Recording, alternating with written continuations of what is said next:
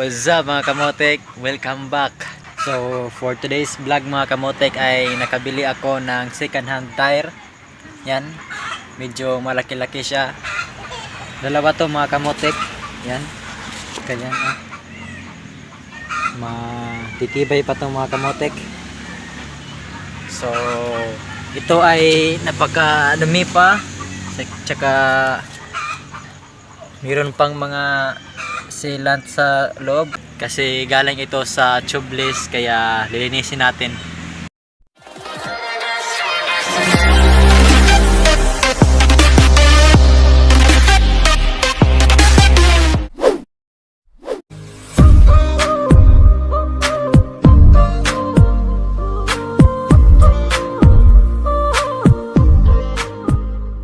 So ang size pala nito mga kamotek ay 80-80-17. So ito yung kanyang brand.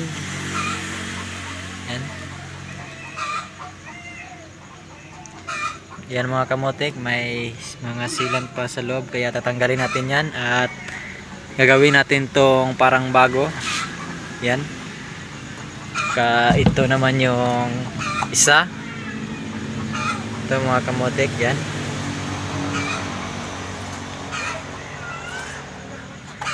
Ang kanyang size mga kamotek ay 180-17. So yan, matitibay yan mga kamotek, no?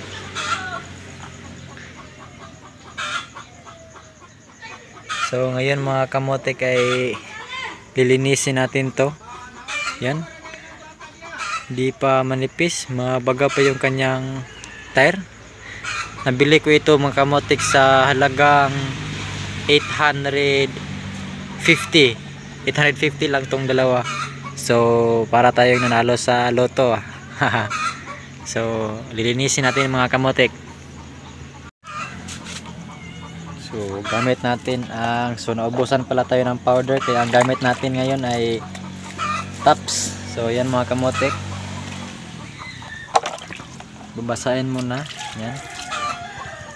Tapos dyan ay ibabrush muna natin yung mga gilid.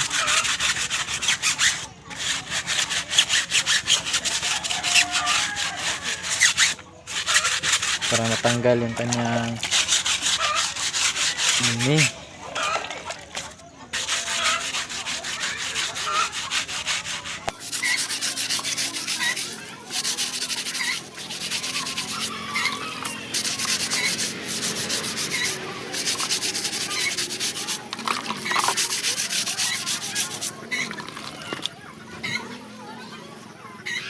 So dito naman tayo sa kabila.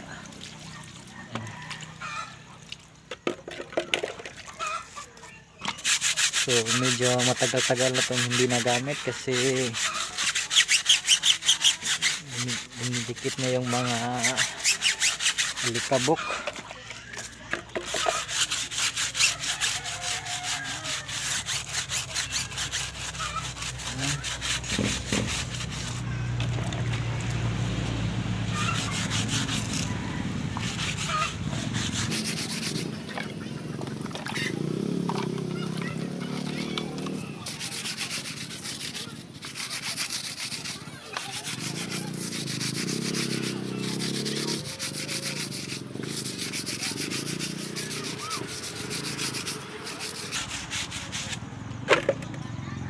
Gamitan natin to ng steel wool mga kamotek. Saan na ba yung steel wool na ito? Gagamitan natin to ng steel wool para yung kanyang mga umidikit dito ay matatanggal. So yan mga kamotek, ito yung natanggal.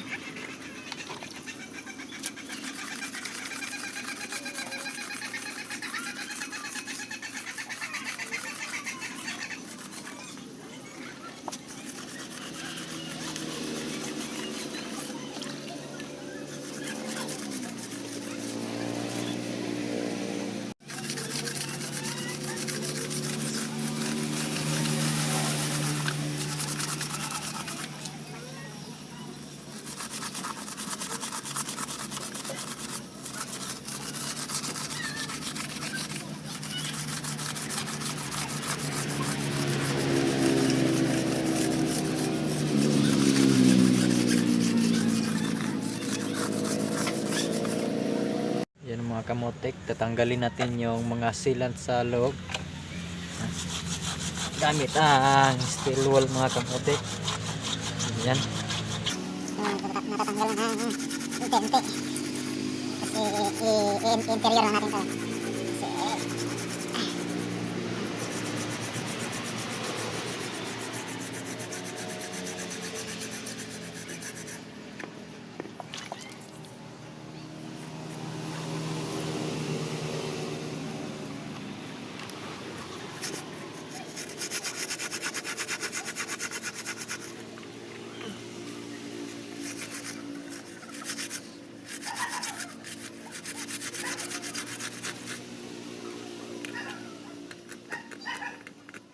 Mga kamotek.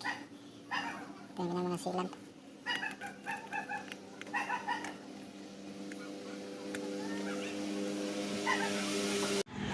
So ayan mga kamotek, tanggalan ko na ng sealant. Medyo nagbablur yung ating camera. So ayan. So nakikita nyo ay malinis na ang ating isang gulong. So ngayon ay ito namang isa ang ating lilinisin. So ito na pala yung result natin. Yan. Tapos papakinisin pa natin ito mamaya gamit ang tire block. So tingnan na lang natin yung result mamaya mga kamotek. So keep on watching.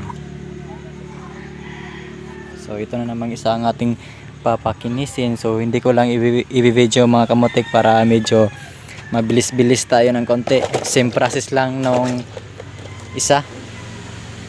I-brush tapos tatanggalan ng mga sealant. Yan yung kanyang mga sealant. Yan. Tatanggalan lang to ng mga sealant tapos i-brush. Yan. So keep on watching mga kamotek. Lilinisin mo natin to. So ayan mga kamotek, tapos ko nang linis. Yan, malinis na mga kamotek. Kaya papatuyuin muna natin. Tsaka ita-tire block para mas maging bago tignan. So ayan mga kamotek. So pupunasan muna natin ng tuyong damit. So ngayon ay ita-tire block natin to mga kamotek. Yan, tire block.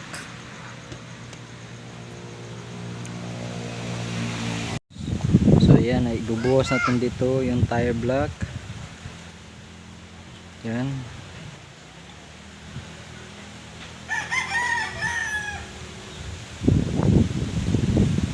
Yan. Tapos iba-brush natin dito. So yan.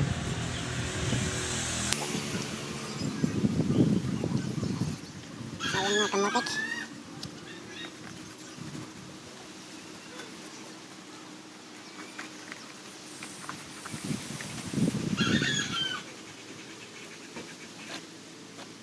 Para maging bago tignan. Ayan.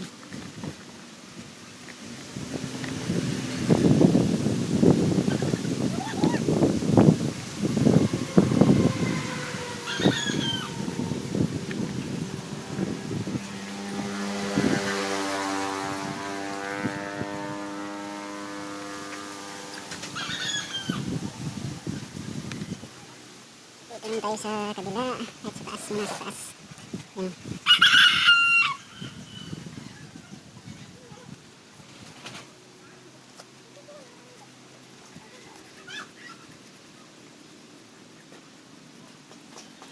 So ayan mga kamotek.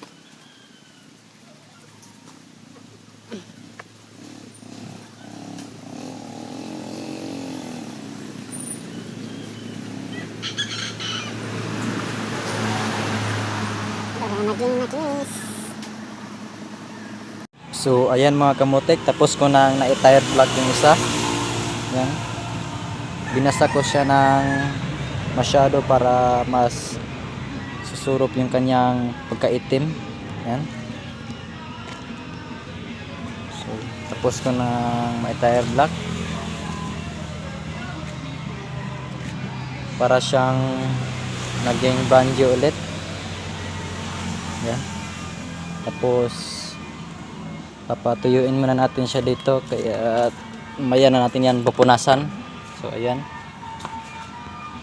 mga kamotek. So ngayon ay ito na namang isa. So ang isa na naman ang ating ita-tire block. So same process lang mga kamotek. Gaya pa rin nung una, basahin din natin ito ng tire block. So keep on watching mga kamotek. So ayan mga kamotek, tapos ko ng i-tire block yung isa. So ang brand pala nito mga kamotek ay Sport XR Evo. Yan. Hindi to magkaparihan ang brand kasi yung isa ay iba. So yan. Tapos na. Yung isa ay medyo nakadikit na ata sa loob, kaya pupunasan na natin. Lagay muna natin dyan. So, kumintab siya mga kamotek. Pupunasan natin para makita natin ang result. Kung naging parang brand new ba. So, punasan na natin. Ito, damit ko mga kamotek. Ito lang ang gagamitin kong pangpunas.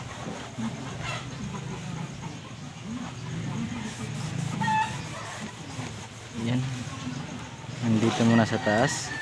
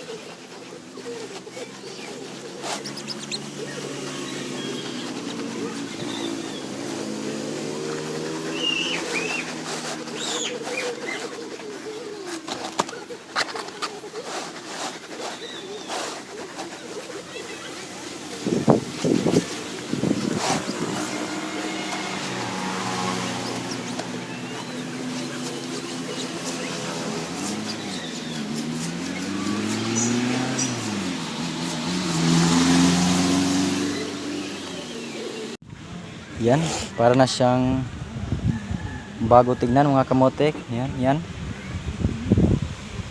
Ito, para mas parang madilim ata. Yan. So, para na siyang bago tignan. So, dyan ko ikakabit yan mga kamotek sa ating RS FI 125. Papalitan na naman natin ng gulong. Kaya keep on watching sa mga vlog ko mga kamotek. Mag-upload tayo ng mga about motor parts. So yung isa na naman ang ating pupunasan mga kamotek. So same process lang. Tapos papatuyuin natin to, bibilad natin sa araw para mas umitim ang kanyang kulay. So keep on watching mga kamotek once again.